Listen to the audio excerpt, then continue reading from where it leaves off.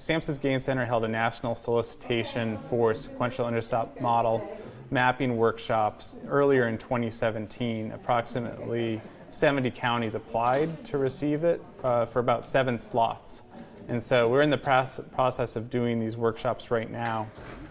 But Johnson County applied, and based on the strength of their application, which was based on the work that they have done so far in Johnson County around this issue, the ability to bring people to the table, and the ability to carry out this work after the workshop. Those were the criteria we were looking at in making that decision. Johnson County is considered a leader in terms of the work that they have focused on, especially around data and a lot of the work you've done around justice reinvestment in Johnson County. We felt that based on the work that Johnson County has done in around criminal justice and the best practices they've implemented, the use of justice reinvestment strategies and data matching, we felt that they would be a priority county to work with in carrying out the work of the SIM. We developed a report that's really based on all of the work that was gathered over the last day and a half, and we developed a customized sequential intercept model map that's specific to Johnson County.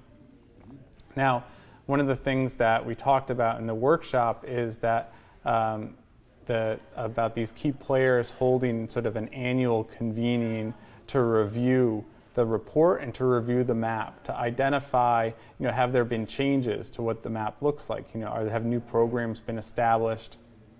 Have programs gone away? And also thinking about the priorities, that priorities change over time and what do they want to focus on going forward. And so this being a dynamic sort of living document that the community can use.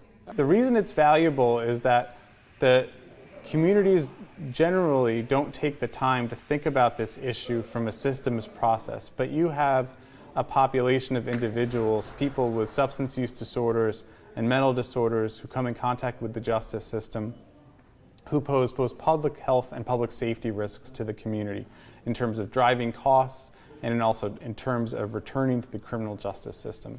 So there are major issues at play from a public health perspective, from a public safety perspective, and then from a taxpayer's perspective around this issue. And the reason we try and bring people together for a day and a half is trying to address this from an integrated strategy that people can address over time. There has been a great deal of work in Johnson County around providing intensive probation supervision and around veterans treatment courts and around data matching within the jail and the mental health center, and around establishing CIT, crisis intervention teams. Many of the police departments and the sheriff's office in Johnson County have these services already, but for many it's not enough, and that people are still falling through the cracks, and there's still an issue around people not receiving the services they need and people still returning to the jail. So this workshop really will allow the community to build off of the work that you've already done and to achieve better outcomes for this population and also for the county. The focus of the sequential intercept model in the end is that the community walks away with smarter public policy, better strategies, and use of evidence-based practices, and so that they can carry forward the work based on research and based on best practice.